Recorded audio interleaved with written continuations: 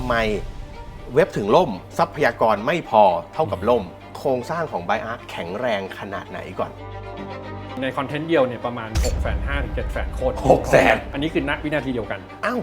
ก็อัพ YouTube ก็ฟรีอัพ YouTube ก็ง่ายด้วยทำไมต้องใช้ CDN ของทาง ByArk ล่ะฮะปัญหาของชาวเน็ตนะครับผมที่มีมาตั้งแต่ยาวนานนะฮะผมเชื่อว่าหลายคนต้องเคยเจอสถานการณ์แบบนี้ตอนคุณเป็นเด็กมหาลัยแล้วคุณก็จะเข้าไปลงทะเบียนในวิชาที่คุณต้องการเว็บมหาลัยก็จะล่มพอคุณโตขึ้นมาคุณรู้สึกว่าคุณอยากได้บัตรคอนเสิร์ตคุณกดซื้อบัตรคอนเสิร์ตเว็บที่มันขายบัตรก็ล่มในใจคุณก็คิดทำเว็บให้มันดีรองรับคนเยอะๆมันยากนักหรือไงฮะใช่ครับมันโคตรยากครับผมซึ่งเทคโนโลยีที่จะมาช่วยเรื่องของการแชร์โหลดคอนเทนต์บนเว็บให้สามารถที่จะสเกลเพื่อรับคนจำนวนมหาศาลที่แห่เข้ามากดซื้อบัตรคอนเสิร์ตหรือแห่กันเข้ามาดูวิดีโอสตรีมมิ่งได้เนี่ยเราเรียกเทคโนโลยีตัวนี้ว่า CDN นะครับ CDN เนี่ยย่อมาจาก Content Delivery Network นะฮะหมายถึงจริงๆก็คือมันคือเซิร์ฟเวอร์ที่ไปตั้งในจุดที่ใกล้กับยูเซอร์ที่สุดเพื่อให้ยูเซอร์สามารถข้อ1เรียกหาคอนเทนต์เหล่านั้นได้อย่างรวดเร็วเพราะว่าอยู่ใกล้กับยูเซอร์ข้อ2สามารถแคชชิ่งเอาไว้เพื่อให้บริการยูเซอร์คนอื่นในพื้นที่เดียวกันได้ด้วยแล้วก็ข้อ3ช่วยแชร์โหลดทรัพยากรเพื่อให้เซิร์ฟเวอร์หลักเนี่ยไม่โดนลุมถึงจากบรรดา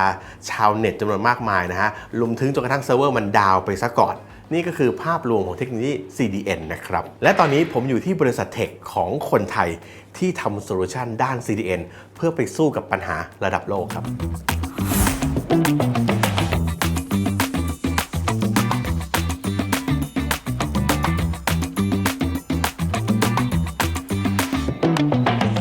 ไอ้ที่ผมอธิบายไปเรื่องของ CDN นะครับผมก็เป็นแค่ definition หรือคำจำกัดความที่เราอธิบายเอาไว้ให้รู้กันอย่างเดียวนะฮะแต่อย่างไรก็ตามนะครับน่าจะมีคนที่อธิบายได้ดีกว่าผมเพราะว่าเขาอยู่ในธุรกิจของ CDN มาตั้งแต่แรกเลยนะครับผมและนี่คือคุณสมศักดิ์ศรีประยูรสกุลนะฮะ CTO บริษัท ByArk จำกัดนะครับสวัสดีครับครับผมคุณสมศักดิ์นะฮะขออนุญาตเรียกพี่จุเลยนะครับผมเพราะว่าน่าจะเป็นชื่อที่คนในภาคธุรกิจด้านเทคและ IT เนี่ยรู้จักกันมาอย่างยาวนานมาตลอดนะครับผมอยากจะให้พี่จุเล่าเกี่ยวกับบริษัท ByArk สักหน่อยครับว่าตัว ByArk เนี่ยทำอะไรเกี่ยวกับงานด้าน CDN บ้างบริษัท ByArk นะครับแรกเริ่มเดิมทีเนี่ยเราเป็นทีมงานที่เชี่ยวชาญเกี่ยวกับเรื่องเทคโนโลยีที่เป็นการกระจายภาระงานกระจายโหลด distribute parallel อะไรพวกนี้นะครับครับผมเราก็ให้บริการลูกค้ามาเรื่อยๆแล้วเราก็พบว่าจริงๆแล้วลูกค้าที่มาใช้งานเราเนี่ยบ่อยครั้งเนี่ยจะต้องการช่วยเหลือทางด้านแบนด์วิดต์ช่วยเหลือทางด้านทราฟฟิกคือทำยังไงให้รองรับผู้เข้าชมผู้มาใช้งานระบบเนี่ยได้ในปริมาณที่สูงมากๆอารมณ์เหมือนก็ปัจจุบันเนี่ยเรามียูเซอร์ที่สร้างคอนเทนต์ซึ่งเมื่อก่อนอาจจะมีคอนเทนต์แค่เป็นเท็กซ์เป็นรูปใช่ไหมฮะไอ้เรื่องนั้นอ่ะภาระโหลดก็ไม่เท่าไหร่แต่ปัจจุบันตอนนี้คอนเทนต์มันกลายเป็นวิดีโอดังนั้นพอการทำวิดีโอสตรีมมิ่งมันกลายเป็นเรื่องธรรมดาในวงการอินเทอร์เน็ตขึ้นมาเบื้องหลังของความธรรมดาเนี่ยมันก็ต้องมีทีมเอนจิเนียร์รันอยู่หลังบ้านซึ่งก็คือทาง ByArk นี่แหละใช่ไหมฮะครับใช่ครับครับผมก็คือทาง ByArk เนี่ยก็ทำ CDN มาแล้วก็มีลูกค้าที่ใช้งานส่วนใหญ่เนี่ยก็จะเป็นทางฝ่ายที่เอาไปทำวิดีโอสตรีมมิ่งเนาะทำให้เราค่อยๆพัฒนาแพลตฟอร์มของเราขึ้นมาเรื่อยๆจนตอนนี้เราเรียกได้ว่าเป็นคลาวด์เซอร์วิสครบวงจรในทางด้านการให้บริการ CDN และวิดีโอสตรีมมิ่งสำหรับลูกค้าที่ต้องการความต้องการใดๆเลยที่เกี่ยวข้องกับวิดีโอสตรีมมิ่งหรือการ deliver content ครับส่วนใหญ่ก็จะเป็นเจ้าของคอนเทนต์นะครับอย่างเช่นช่องทีวียกตัวอย่างเช่นทางแพลตฟอร์ม3 plus นะครับที่ให้บริการผู้ชมให้คอนเทนต์ละครอะไรต่างๆพวกนี้นะครับผมหรือว่าทาง Studio นะครับซึ่งเป็นผู้ให้บริการทางด้าน education มีระบบคอร์สออนไลน์อะไรต่างๆรวมถึงระบบรายรอบที่ทาง Studio ได้พัฒนาให้กับลูกค้าของเขาอะไรพวกนี้ครับก็เบสอยู่บนระบบ ByArk ทั้งหมดเลยพูดถึง YouTube หลายคนก็งงอ้าวก็อัพ YouTube ก็ฟรีอัพ YouTube ก็ง่ายด้วยผมใช้คำว่าอย่างนี้ทำไมต้องใช้ CDN ของทาง ByArk ล่ะฮะคือจริงๆแล้วมันเป็นเรื่องที่ใกล้เคียงกันมากนะครับแต่เรียกว่าเป็นคนละมาร์เก็ตกันระดับหนึ่งนะครับคือในความ YouTube Facebook อะไรพวกนี้นะครับเขาเป็นแพลตฟอร์มเขาเองนะเขาก็ต้องหารายได้คอนเทนต์เนี่ยถ้าเราอัพโหลดขึ้นไปบนแพลตฟอร์มพวกนี้ก็ต้องเรียกได้ว่า ownership ของมันเนี่ยก็เหมือนครึ่งหนึ่งก็อยู่กับเขาละเพราะฉะนั้นเราจะต้องทำตาม policy ของแพลตฟอร์มนั้นๆอย่างเช่น policy เรื่องของการติดโฆษณา policy เรื่องของตัวคอนเทนต์เองว่าจะมีอะไรได้บ้างมีอะไรไม่ได้บ้างอะไรทำนองนี้นะครับในขณะที่ในมุมของทาง ByArk เนี่ย เราจะเป็นผู้ให้บริการวิดีโอสตรีมมิ่งในลักษณะของเป็น cloud service ก็คือผู้ใช้ต่างๆเนี่ยที่มาใช้งานก็ใช้งานตามที่ต้องการได้เลยคอนเทนต์ก็เป็นสิทธิ์ของผู้ใช้งาน 100% นะครับผมแล้วสามารถที่จะหาโมเดลในการหารายได้จากคอนเทนต์อย่างเช่นจะทำเป็น subscription ก็ได้หรือจะเป็น pay per view หรืออะไรทำนองนั้นก็ได้หรือจะติดแอดก็เป็นไปได้เหมือนกันโดยที่ไม่ได้มีกรอบของ policy อะไรต่างๆที่มาครอบคลุมตรงนั้นครับผมมีทุกรูปแบบเลยใช่ไหมก็คือว่าsubscription ก็คือต้องสมัครสมาชิกก่อนจ่ายรายเดือนแล้วแต่ก็ว่ากันไปถึงจะเข้ามาดูได้คือจริงๆแล้วไม่จ่ายเงินก็สามารถจะเข้ามาดูได้แต่จะเข้ามาดูได้ไม่ครบอันนี้ก็มีpaywall ก็คืออย่างเช่นได้ดู resolution ไม่สูงสุดเป็น paywall หรือว่าต้องดูโฆษณาก่อนอะไรทำนองนี้หรือสมมุติให้ดู1ตอนแล้วตอนที่เหลือเสียตังค์อะไรประมาณนี้มีอย่างนั้นด้วยมีตอนนี้มีลูกค้าที่ให้บริการแบบว่าดู3ตอนและที่เหลือก็ต้องเสียเงินถึงจะดูได้อะไรทำนองนี้ครับอันนี้จะเป็นกำลังพีคเลยนะ จะเป็นส่วนที่ลูกค้าสามารถ define ออกแบบได้ทั้งหมดถ้าอยากจะทำแพลตฟอร์มในลักษณะเกี่ยวกับ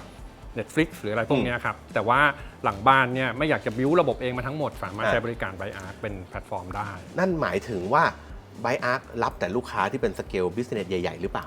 ไม่ได้เป็นอย่างนั้นครับเพราะว่าจริงๆแล้วเราตั้งเป้าว่าตัวแพลตฟอร์มเนี่ยสามารถให้บริการลูกค้าได้ในทุกระดับเราพยายามทำให้มันใช้ง่ายตั้งแต่ระดับ entry level ก็คืออาจจะเป็น SME หรือว่าเป็นเจ้าของธุรกิจเล็กๆหรือเป็น content creator ที่มีความมุ่งหวังที่จะเอาคอนเทนต์เนี้ยเขาเรียกว่า monetize นะก็คือหารายได้บางอย่างกับตัวคอนเทนต์นั้นๆไม่ว่าจะเป็นโมเดลอะไรต่างๆอย่างที่ว่าไปเมื่อกี้นะครับซึ่งเขาสามารถที่จะเริ่มต้นจากเล็กๆได้เลยเราคิดค่าใช้จ่ายอะไรต่างๆเนี่ยเป็นลักษณะของ pay as you go เริ่มต้นแบบตั้งแต่1ใบแรกอะไรทำนองนี้โดยที่ไม่จำเป็นว่าจะต้องมี commitment ต้องจ่ายเป็นเหมารายเดือนหรืออย่างนี้ก็ได้นะครับผมยกตัวอย่างเช่นผมมีสกิลในการทำวิดีโอสอนซ่อมรถแล้วผมก็อยากจะขายคอร์สสอนซ่อมรถผมก็ทำวิดีโอของผมไปแล้วผมก็สามารถที่จะติดต่อByArcแล้วผมบอกว่ารบกวนเนี่ยผมอยากจะได้สถานที่ที่ทำให้ผมมีระบบที่สามารถคิดระบบ subscription ก็ได้ pay per view ก็ได้ paywall ก็ได้โดยที่ผมก็เป็นแค่ just คนทำวิดีโอซ่อมรถเลยอย่างนี้เลยก็คือByArcก็สามารถจัดการให้ได้เหมือนกันครับผมสามารถจะคุยกับเราได้นะครับในส่วนที่ระบบที่มีอยู่แล้วเนี่ยก็คือพวกระบบวิดีโอสตรีมมิ่งเนี่ยเขาใช้ได้เลยนะครับในส่วนอื่นๆเนี่ยที่เขาจะต้องพัฒนาขึ้นมาหรืออะไรต่างๆเนี่ยทางเรามีพาร์ทเนอร์ทางเรามี expertise นะครับที่จะสามารถให้คำปรึกษาตรงนี้ได้อยู่ใช่คือยกสเกลขึ้นมาอีกก็คือสมมุติว่าสถานีทีวีที่มีวิดีโอของละครสารพัดย้อนหลังไปไม่รู้ต้องกี่ตอนเนี่ยแล้วก็ภาพความคมชัดก็สูงด้วยการหาสถานที่เก็บตรงนี้ก็คือByArcก็สามารถเก็บตรงนี้ให้ด้วยแล้วก็ deliver ให้ด้วยใช่งั้นแปลว่าผมใช้คำว่าอย่างนี้ครับผมว่าระบบหลังบ้านเนี่ยมันจะต้องมีความทรงพลังมากเพราะผมมักจะเจอสถานการณ์ที่แบบว่าทำไมเว็บถึงล่มสถานการณ์ว่าทำไมเว็บถึงล่มเนี่ยโอเคเรารู้แหละว่าในเชิงของเน็ตเวิร์กหรือเซิร์ฟเวอร์เนี่ยทรัพยากรไม่พอเท่ากับล่มนั่นนะอันนี้เป็นโจทย์ที่สำคัญที่สุดเลยแต่ว่างั้นแปลว่าโครงสร้างของByArcแข็งแรงขนาดไหนก่อน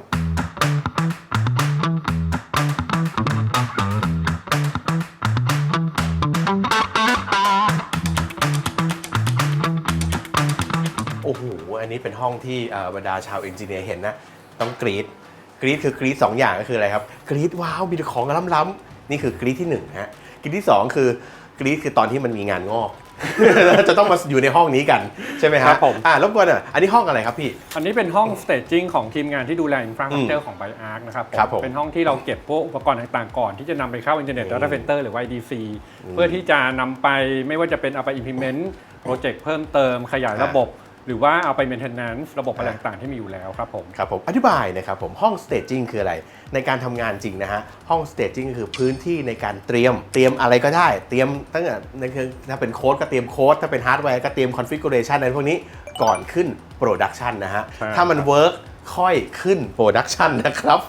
เราไม่คอมมิตบน production นะพนมโอเคนี้แต่ละฮาร์ดแวร์แต่ละชิ้นมันทำหน้าที่อะไรกันบ้างครับพี่จริงๆแล้วตรงโซนนี้เนี่ยจะเป็นinternal server ที่เราใช้ในการทดสอบ staging อะไรต่างๆนะครับเราจะมีทั้งส่วนนี้แล้วก็ส่วนที่อยู่ที่ IDC เนี่ยก็มีด้วยเหมือนกันนะครับอย่างเครื่องพวกนี้เนี่ยจริงๆมันเป็นเครื่องที่เรามาทดสอบเรื่องของการทำพวก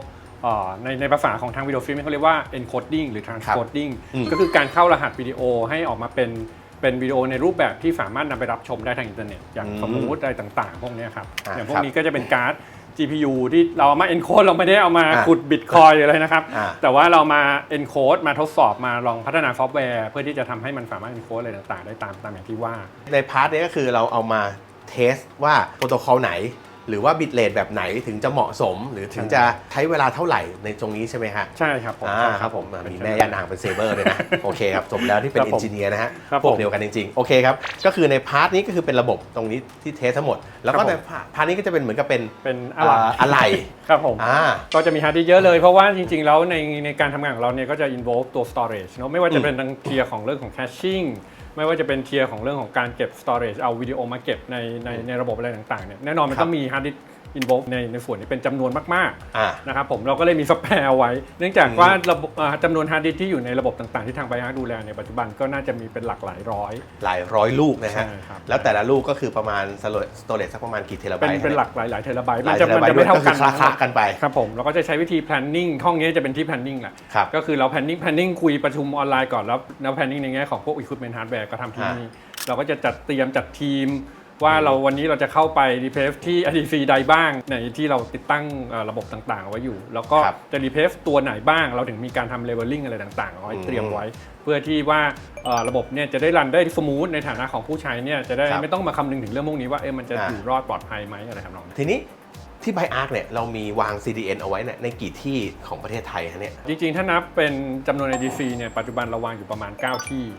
นะแต่ใน9ที่นี้จะมีอยู่ประมาณ5ที่ที่เป็น ISP หลักๆของประเทศไทยในประเทศไทยครับผมที่เหลือเนี้ยศัพท์ของพวกผมจะเรียกว่า Origin คือเป็นจุดต้นทางที่จะเป็นระบบหลักที่ให้ไอ้5ที่นี้มาดึงคอนเทนต์ไปเซิร์ชต่ออะไรทำนองนี้5ที่นั้นก็ ISP หลักก็แน่นอนอ่ะ True AS 3BB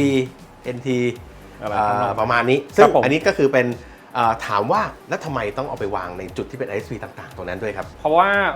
ในแง่ของการใช้งานอินเทอร์เน็ตในประเทศไทยนะครับจริงๆแล้วเรามีถ้าเทียบกับที่อื่นเนี่ยในประเทศไทยเราใช้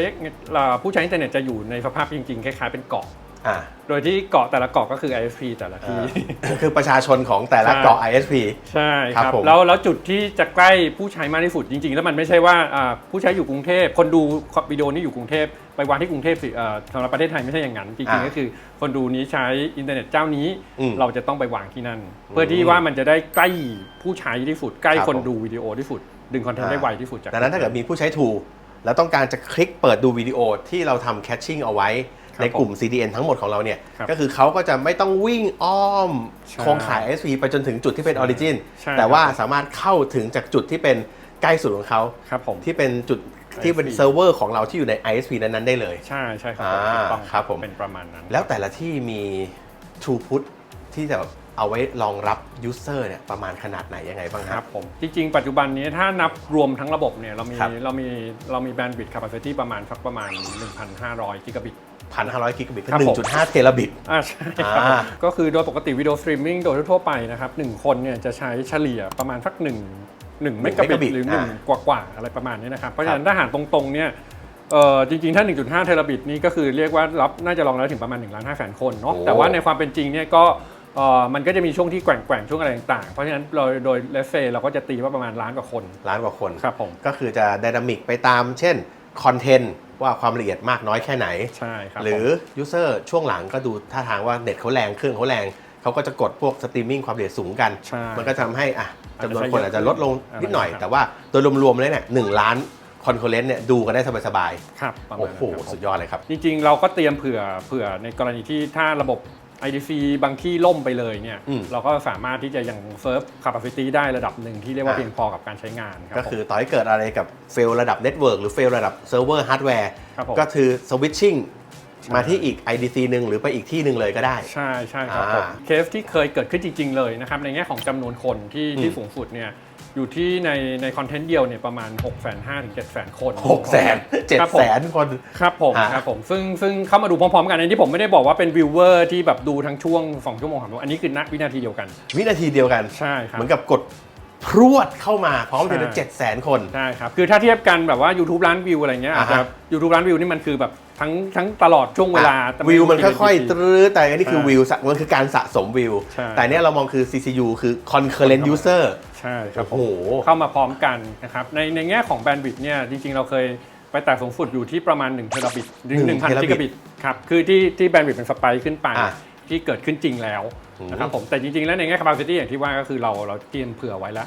ในแง่ของ bandwidth เนี่ยจริงๆตรงนี้ก็ไม่ได้มีปัญหาพอจะใบ้ได้ไหมครับว่ามันคืออีเวนต์อะไรครับทำไมอยู่ดีๆแบนด์วิดต์มันใช้กันเยอะขนาดนั้นก็หลักๆในประเทศไทยนะครับก็คือถ้าไม่ใช่เป็นคอนเทนต์บันเทิงที่ดังมากๆเป็นละครอะไรเงี้ยนะครับก็อีกแบบนึงคือพวกกีฬาก็คือฟุตบอลส่วนใหญ่ก็จะเป็นฟุตบอล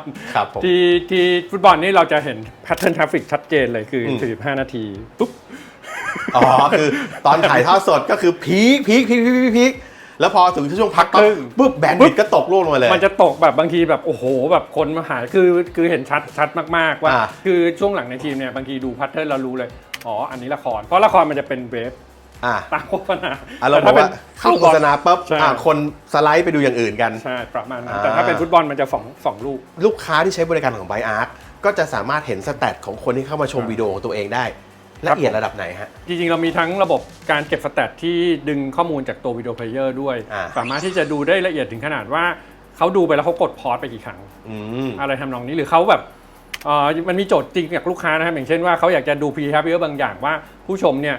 เขากดฟีคือกดข้ามวิดีโอกดเสิร์ชไปเลยใช่ไหมฮะใช่ไปตรงไหน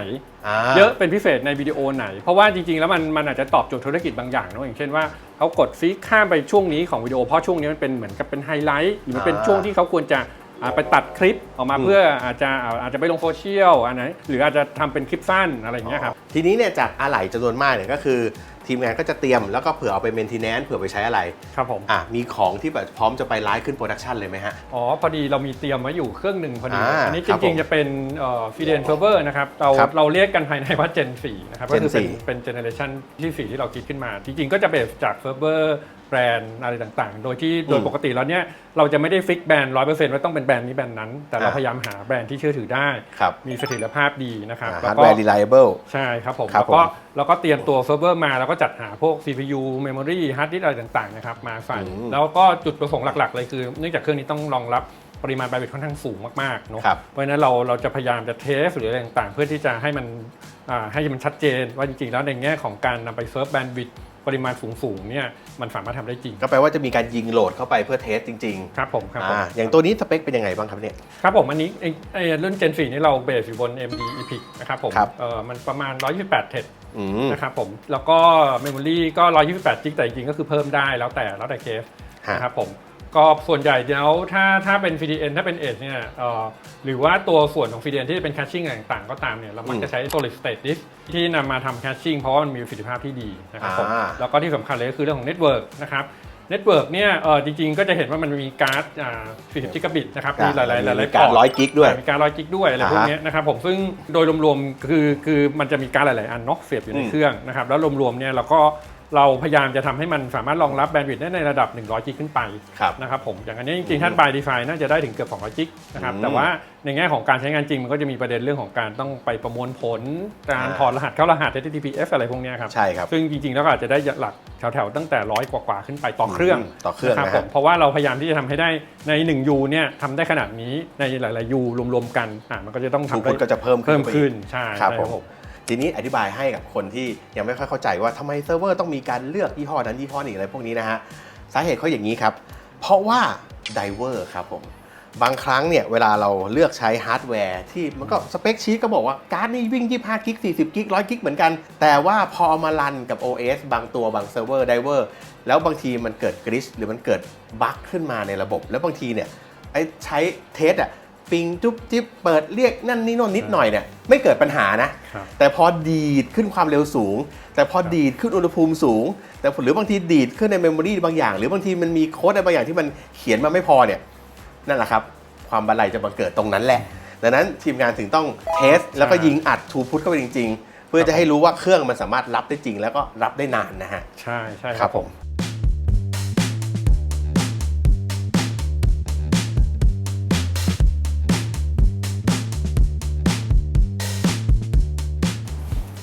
ผมเห็นป้าย Inox อยู่ตรงนี้ด้วยครับผมอยากให้พี่จูเล่านิดนึงว่า Inox เกี่ยวข้องอะไรกับ BuyArc ยังไงฮะก็จริงๆ Inox เนี่ยเป็นบริษัทที่ผมกับ founder ท่านอื่นๆนะครับตั้งขึ้นมาก่อนนะครับผมอย่างที่ว่าก็คือเราเน้นงานทางด้านฝ่ายพวกงานระบบ distribute parallel การทำยังไงให้ช่วยๆกันแล้วทำรองรับภาระได้เยอะขึ้นนะครับแล้วหลังจากนั้นเนี่ยพอผ่านมาสักพักเราก็เล็งเห็นว่า เราไอ้ส่วนของ CDN หรือ Video Streaming เนี่ยเป็นสิ่งที่ลูกค้าหลายๆรายนะต้องการใช้ร่วมกันไม่จำเป็นต้องไปบิวแบบเป็นส่วนตัวให้แต่ละคน เราก็เลยทำออกมาเป็น Cloud Service แยกมาเป็นบริษัท ByArc ครับผมในส่วนของ iNox เนี่ยก็ยังดำเนินกิจการอยู่ในส่วนของงานรับให้คำปรึกษาการติดตั้งดูแลระบบอินฟราสตรัคเจอร์อะไรต่างๆรวมไปถึงจริงๆก็มีงานทางด้านหน้าบ้านอยู่บ้างหมายถึงการทำเว็บหรือการดีไซน์เว็บอะไรพวกนี้นะครับซึ่งก็ได้รับความไว้วางใจนะครับวันนี้ต้องขอบคุณทาง BT มากที่ได้ให้โอกาสทาง iNox ได้เข้าไปช่วยดูแลในเรื่องของการทำตัวเว็บ BT ใหม่ครับผมอยากจะบอกนะฮะว่าเว็บแบร์ไตเดิมย้ายมาเป็น BT ใหม่นะฮะการ transition ตรงนี้แบบรืดเดียวเสร็จเนี่ยต้องได้บริการจาก iNox นี่แหละครับผมโอเคครับงั้นเดี๋ยวเราไปดูโซนที่พนักงานทำงานกันสักนิดนึงนะอยากให้พี่จุเล่าให้ฟังสักนิดหนึ่งว่าคาแรคเตอร์ของน้องๆพนักงานที่อยู่ใน ByArc เป็นลักษณะไหนฮะเนี่ยจริงๆเราก็มีงานหลายด้านนะครับก็โอเคคือเราเป็นเทคคอมพานีแหละแต่ว่ามันก็จะมีทั้งส่วนที่เป็นทางเทคทางเอนจิเนียร์ทางเดฟอะไรต่างๆเนี่ยอยู่ส่วนหนึ่งแล้วก็อีกส่วนหนึ่งก็คือเป็นส่วนของด้านของการประสานงานด้านเซลล์ด้านบัญชีอะไรพวกนี้ก็มีอยู่ครับผมคาแรคเตอร์ของเราเนี่ยถ้าพูดถึงด้านเทคเนี่ยคือเราก็ต้องการคนที่มีความเรียกว่ามีไฟแรงแล้วกันนะครับคือมีความสนใจในเรื่องเทคโนโลยีในระดับค่อนข้างลึกเราพยายามจะทำงานที่ลึกนะครับเราก็พยายามจะหาคำตอบที่เป็นคำตอบที่ฝุดในกรณีที่เราจะต้องแก้ไขปัญหาอะไรต่างๆอันนี้เป็นคาแรคเตอร์สติกพิเศษเลยของทีมงานของเราผมคิดว่ามันเหมือนเป็น engineer mindset อ่ะครับผมประมาณนั้นครับประมาณนั้นแต่ไม่ได้รับแต่ engineer นะจะเป็น data science เลยก็มาได้เลยครับผมแล้วก็ทีมงานในด้านอื่นๆก็จะคล้ายๆกันคือเราพยายามจะเข้าใจลูกค้าแบบเชิงลึกจริงๆบางทีเหมือนกับว่าเราเป็นพนักงานของลูกค้าไปเลยแล้วเรากำลังพัฒนาแพลตฟอร์มพัฒนาโปรดักต์อะไรบางอย่างที่ลูกค้าเขาทำอยู่แล้วถ้าเป็นเราจะทำอย่างไรเราพยายามจะช่วยเขาในเชิงลึกถึงขนาดนั้นที่บริษัทเราเนี่ยนะครับเราก็ทำงานกันเน้นการทำงานแบบไฮบริดครับผมครับตั้งแต่ช่วงโควิดมาแล้วก็จริงๆก่อนนั้นก็มีการทำงานลักษณะคล้ายๆกันแล้วก่อนที่เขาจะ define กันคำว่าไฮบริดกันไปอีกนะครับก็คือทีมงานสามารถที่จะทำงานได้ทั้งแบบออนไลน์แล้วก็แบบออนไซต์นะครับผมออฟฟิศเนี่ยก็คือสำหรับในกรณีที่ทีมงานอยากเข้ามาทำงานออนไซต์อยากจะเข้ามาประชุมร่วมกันเพื่อที่จะแก้โจทย์หรืออะไรบางอย่างแล้วแต่นะครับเพื่อที่จะได้มีที่ทำงานร่วมกันได้แต่ในขณะเดียวกันก็อยากให้มีบรรยากาศของการทำงานแบบสบายๆนะครับอยู่ด้วยเราก็เลยมีฟัซิลิตี้ต่างๆที่จะให้พนักงานได้ทำงานได้อย่างสบายใจอย่างเช่นมีบูธมีโต๊ะทั้งหมดนี่ก็จะเป็นฮอตซีทนะครับผมฮอตซีทก็คือหมายถึงว่าทุกคนไม่ได้มีที่นั่งประจำอะไรแต่ว่าเรามีฟัซิลิตี้พื้นฐานก็คือเอาโน้ตบุ๊กมาจิ้มปุ๊บก็คือพร้อมที่จะขึ้นงานของตัวเองได้เลยใช่ครับผมมีห้องอาหารมีโต๊ะพูลหรืออะไรพวกนี้ที่เผื่อว่าจะเล่นรีแลกซ์อะไรกันได้นะครับผมก็คือพยายามสร้างบรรยากาศให้มันเหมือนอยู่บ้านนั่นแหละเพื่อที่ว่าเพราะว่าเอาก็จริงนะผมเชื่ออย่างหนึ่งคือเวลาคนทำงานสายเทคความท้าทายของปัญหาเนี่ยมันทำให้เรารู้สึกว่าเราอยากจะได้ที่มันทำให้คอยเกื้อหนุนเราบางอย่างเราจะได้ไม่ต้องไปพะวงกับเรื่องอื่นจะได้โฟกัสกับปัญหาได้ผมเห็นตรงนี้มีเตียงด้วยนอนเพราะว่าคิดไม่ออกก็นอนสักงีบแล้วกันครับผมหรือบางทีก็จะมีเคสบ้างนะครับที่แบบว่าต้องไปทำงานกันดึกมากหรืออยู่กันถึงเช้าก็สามารถที่จะมานอนพักผ่อนได้ถ้าจำเป็นนะครับผม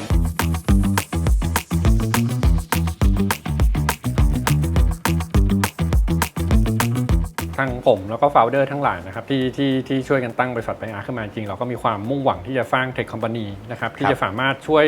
ตอบโจทย์ทางธุรกิจให้กับคอนเทนต์โอเนอร์เจ้าของคอนเทนต์ต่างๆทั้งในจริงๆทั้งในประเทศและทั้งในภูมิภาคนะครับเพื่อที่จะสามารถหา value สร้างรายได้หรือหาแนวทางในการทำให้คอนเทนต์ที่ถูกสร้างขึ้นมาเนี่ยมันเกิดประโยชน์ต่อสังคมโลกอะไรต่างๆนะครับโดยที่เราเชื่อว่าด้วยทีมงานด้วยเทคโนโลยีอะไรต่างๆที่เราพัฒนามานะครับสามารถจะช่วยเติมเต็มความต้องการนี้ของเจ้าของคอนเทนต์ต่างๆได้ครับผมแล้วก็ในฐานะที่ผมเป็นคน IT เหมือนกันนะฮะก็รู้สึกแอบภูมิใจนะฮะที่ว่าเรามีบริษัทเทคคอมพานีที่มีโซลูชันที่สร้างโดยวิศวกรไทยแล้วก็ไปท้าสู้รบกับปัญหาระดับโลกนะฮะซึ่งตรงเนี้ยในฐานะคน IT ไทยนะฮะรู้สึกเป็นเกียรติมากๆนะฮะที่ได้พี่จุมาช่วยนำพาและเล่าเรื่องราวทั้งหมดหลังByArcแล้วก็iNoxให้ฟังนะครับผมวันนี้ขอบคุณพี่จุมากเลยนะครับขอบคุณมากครับ